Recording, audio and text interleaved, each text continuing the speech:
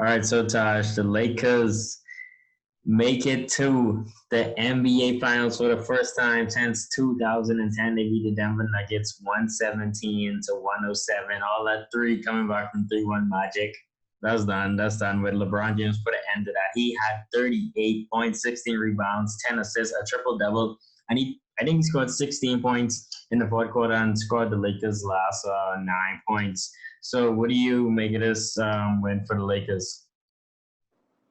Well, for the Lakers, this was a good game. They got contributions all around the board. Even down 11 points, you don't usually see that from him. He knocked down threes. He's been terrible these playoffs, so he finally got some shots Right. up. I definitely LeBron James, he had a spectacular game. 15 for 25. That 15 for 25, 38 points, 16 rebounds, 10 assists. That is unprecedented. We haven't seen a stat line like that in a long time. Maybe probably since Magic Johnson. That's really impressive. LeBron James, he came out and he did what he had to do.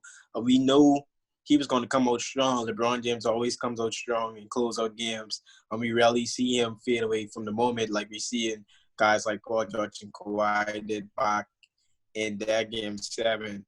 This was a really impressive game from LeBron. Anthony Davis contributed 27 points. You know what Anthony Davis is. He's going to come. He's going to get 27, 28 points about every game. You know what he offers you. But it was LeBron James that kind of propelled the Lakers to this win because Denver didn't play great this game. They had 8 for 30 from 3. They just went cold from 3 today, and we don't usually see that from this Denver team. They usually, if they're not getting their shots to the rim, they usually hard from 3. But 8 for 30.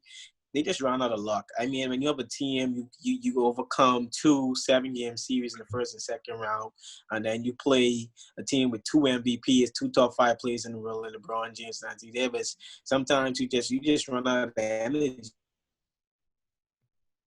You just don't have enough. You should commend this Denver team because they came a long way. A lot of people had them out from maybe game 5 in the first round. People thought they were going home, and look at them.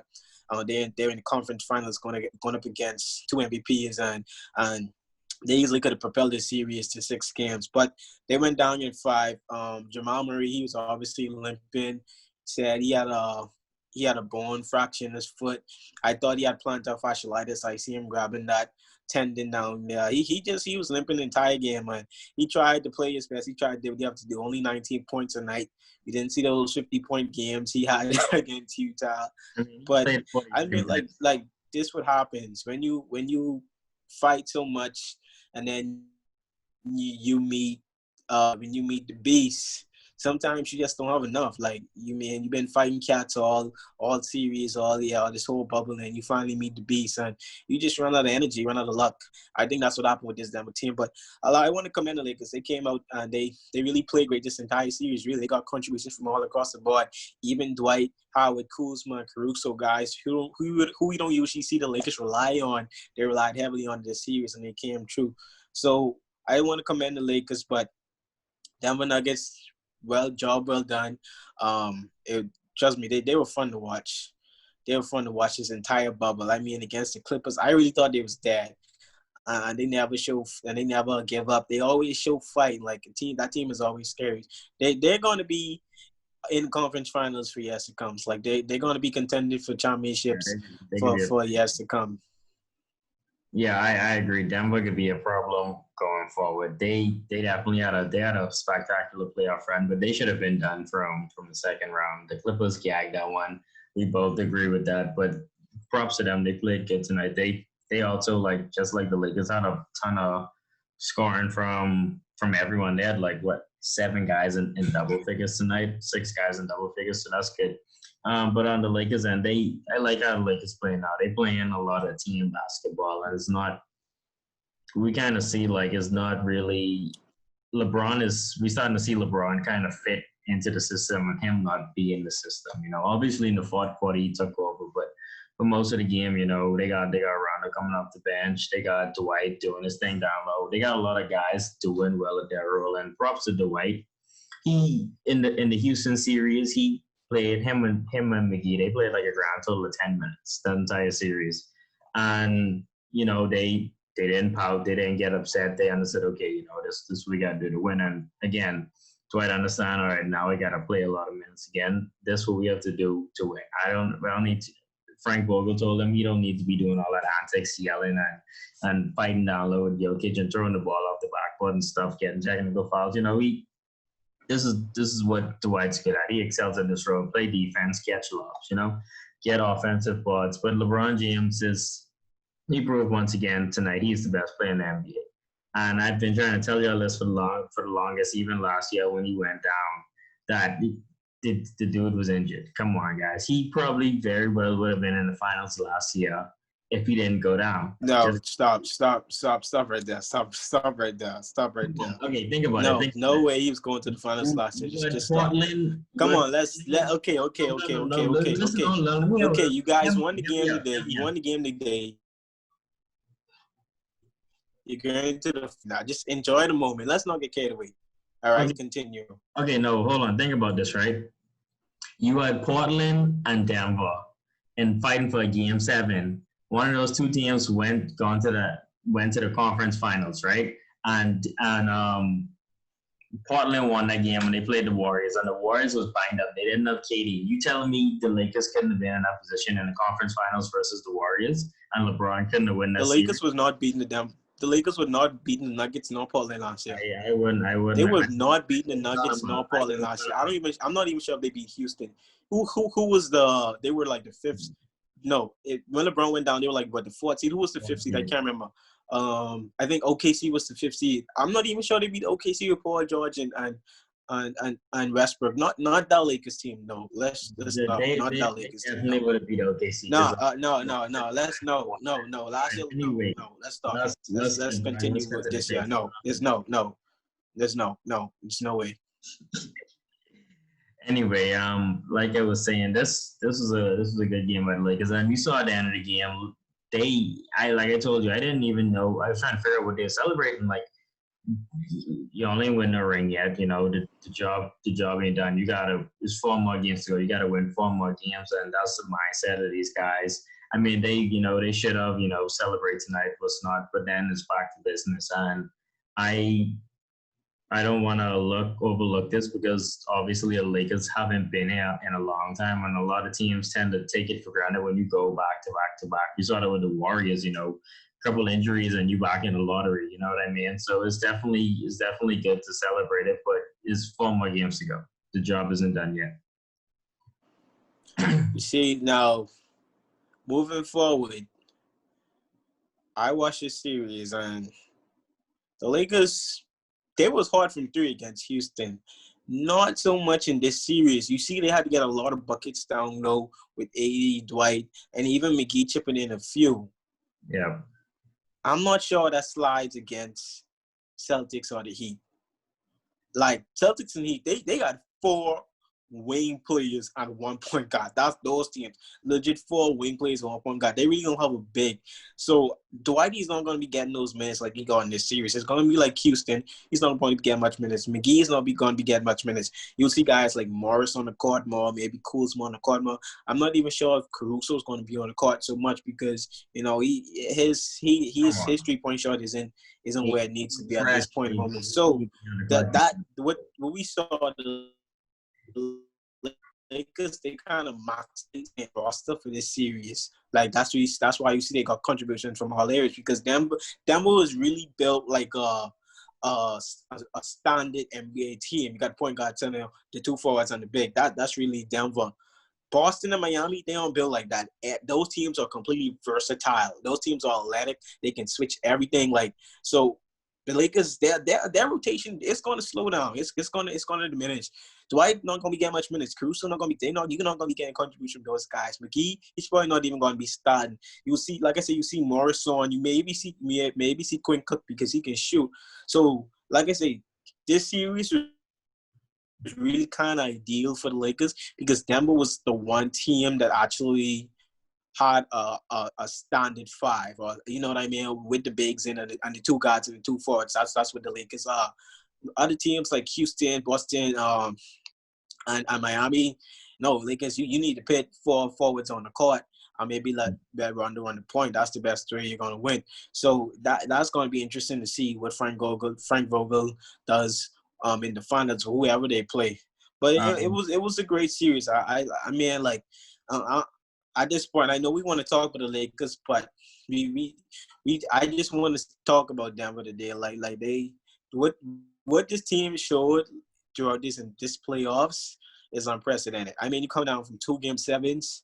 I mean, like this team fought. Like nobody really watched Denver this year. Nobody talked about Denver at all. If I told you at the beginning of the season, if I even told you at the end of the season, Denver's going to be in the conference finals, you're probably going to suck your teeth and say I'm crazy because nobody even watched Denver. Yes, they were the third seed, but they probably were the most underhyped third seed ever. Like people, the least rating third seed ever. Like I don't even think I watched much Denver games this year. They just was sneaky good, and I think this platform gave Denver they had the ability to show the world what they really have. Like a lot of teams, people are woke about Denver now. People will be watching Denver next season. Jamal Murray and Jokic, they're legit superstars in this league.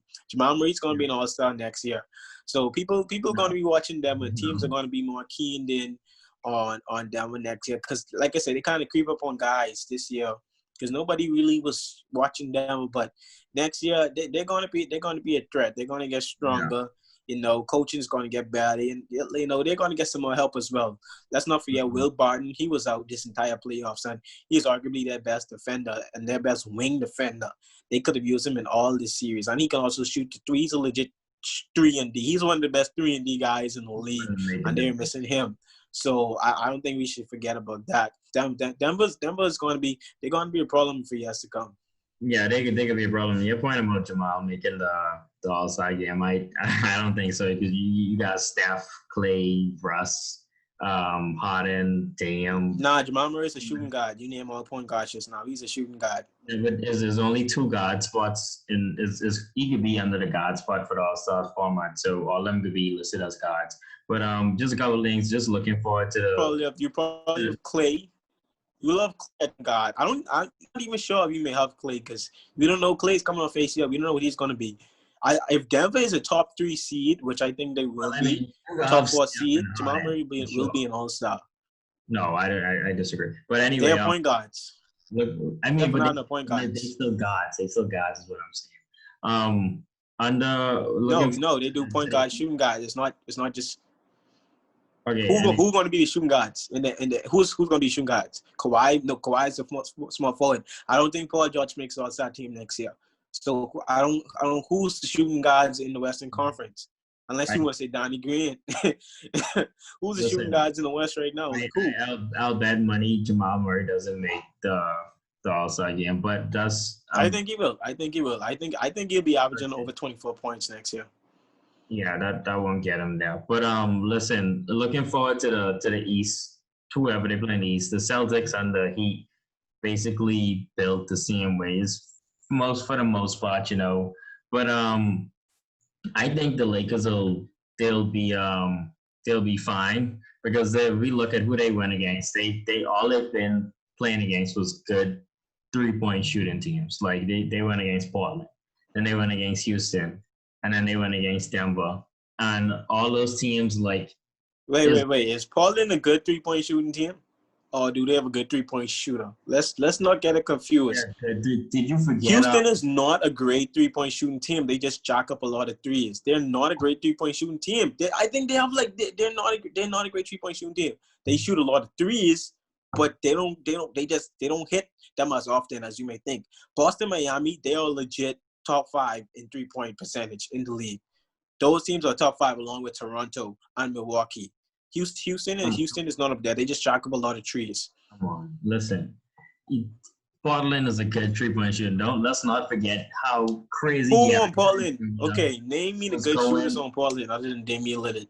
Yeah, Lillard, McCollum. Other than Damian Lillard, name me the good shooters from Portland. Other than Damian Lillard, you can't just say other than Damian Lillard. This dude averaging 30 points in the bubble. Come on, let's not. That's the only shooter on that team. They're not a great 3-point shooting team at all. They're not. They play like 3 centers. What are you talking about? They play a Sound White tight Nurkic and Collins. Not a great three-point shooting team. When Trevor Ariza was there, he was not good from three this year. CJ McCollum was not even good from three this. They're not a good three-point shooting team. Damian Lillard's the only one on that team that's actually a great three-point shooter. The rest of those guys are just role players. They're not a great three-point shooting team. Damian Lillard, Gary Trent coming off the bench, maybe. They're not a great three-point shooting team. No. So you name me the shooters on that team other than Damian Lillard. So CJ McCollum being a shooter. That's what you're saying. He's not a great three. He was not great from three this year. He was not great from three this year at all. At all. 3-point shooter. That's what you're trying to tell me. At all. He was not great from three this year at all. Come on. You just being ridiculous now. He was not. They're not. Portland is the one team that probably plays two centers at all times. Portland is the one team that probably plays two centers. Zach Collins, Nurkic, and Hassan Whiteside. Two of those guys are on the court at all times. At least two of those guys. They're not a great three-point shooting team. So Houston ain't a good three-point shooting team. The team that built that team to shoot three-pointers. Come on. You just being ridiculous. Houston shoot a lot of threes. In terms of percentage, they're not a great three-point shooting team. They're not on the level with Boston, Miami, and Toronto. In terms of percentage, they shoot a lot of threes, which is why they live and die by threes, which is why they lose a lot of games by shooting those threes. And then sometimes they win those games. But in terms of percentage, they're not a great three-point shooter. They're not with Miami, Boston, and Toronto. They're not even close. They shoot a lot. Just because you do something a lot don't mean you're great at it. Okay. Let's not get it confused. Denver is a good three-point. I guess Denver ain't a good three-point shooting team either. No, probably not. Yeah, they're a great three-point shooting team, but yes, they're great. They're a good three-point shooting team. Okay. Anyway, my point being is I think Dwight, probably not McGee as much, but Dwight will get maybe not. I mean, he played 30 minutes, 35 minutes tonight. He obviously won't play that in the finals. Him and McGee will probably combine for around 30 minutes in each game, like 25 to 30 minutes. I think they'll get minutes, but because I think where the Lakers have the advantage against these teams is they have the size advantage, and because none of these teams really have someone who could go get them a bunch of rebounds. And if they really only have, y'all have Dice, and obviously y'all have a bunch of scrappy guys who fight for rebounds, but Dice can have his hands full if you guys come with these, and Bam can have his hands full if the Heat come with these. And the Lakers, they proved to be able to defend the three, because that's really what they've been up against this entire playoff series. Like the knock against, the only knock against the Lakers is like, okay, well, what about the perimeter defense? And that whole argument has gone away because they proved to be able to defend the three pretty well. Well, I mean, the reason why, because like I say, there's a big on the court. There's no big with Boston and Miami. Like those teams are athletic. Like there's no big on the court. Like Dice, I don't think 30 minutes a night. What you talking about? What? Dice is a big. He doesn't. Dice can spread the floor. And he's very athletic. That's not what he does. Dice is really 6'8", but he's 6'8". Bam Adebayo was 6'10". He's not like Joker who's legit 7'1", Anthony Davis who's 7 foot, and Dwight Howard who's 6'11". Dice is 6'8". Bam is 6'9", 6'10". Those guys, they're playing the center position. They're not necessarily big. Okay. That's just really a power forward. What you're missing is Dice doesn't step out and actually spread the floor, like shoot from the perimeter. He might shoot a three once every 3 games, but he's not consistently shooting from the perimeter is what I'm saying to you. Most of what he does is in the paint, getting rebounds, setting high screen, and rolls to the rim. That's what he does. So he really plays that big role for the Celtics. But he could spread out. Especially on, but you gotta look at it from the defensive end as well. Theis is one. He can step up and guide your point guard. We've seen you're the one who told me this. You're the same one who told me Theis can legitimately guide 1 through 5. I was trying to tell you. You said Theis can legit guide 1 through 5. That's not Joker. That's not Nurkic. That's not Hassan Whiteside. Theis, he can guard. He can guard in most positions. Bam Adebayo, they can guard in most positions. So they can step up. When you see the Lakers, when you see they get a lot of points, they get a lot of points in the paint. Like Theis is one, he can step up. They can build that wall. Like those, I'm just saying you gotta watch out for those. I'm not saying the Lakers will struggle. I'm just saying it's not going to be the same I as what we saw in this series and what we saw in the Portland series, where they really had no. it at ease because they're more athletic than those teams. I mean, I just feel like it won't be. Obviously, it'll be adjustment, but it won't be like a big adjustment, like going from the Houston series to the Nuggets series. Like adjusting from the Nuggets to the Celtics at Heat won't be that drastic. I mean, I'm not even just saying the Celtics, man. What about Miami? Anyway, I don't know. I think we kind of rambling now, but I don't know. It'll be good to watch who they play. We'll see tomorrow. Celtics play the Heat, Game 6. They'll try to extend the series, so we'll see. Yeah. But yeah, I mean, like I said, congrats to the Lakers. Congrats to Denver. Jamal Murray, keep your head up. Nurkic, keep your head up. Those boys will be back.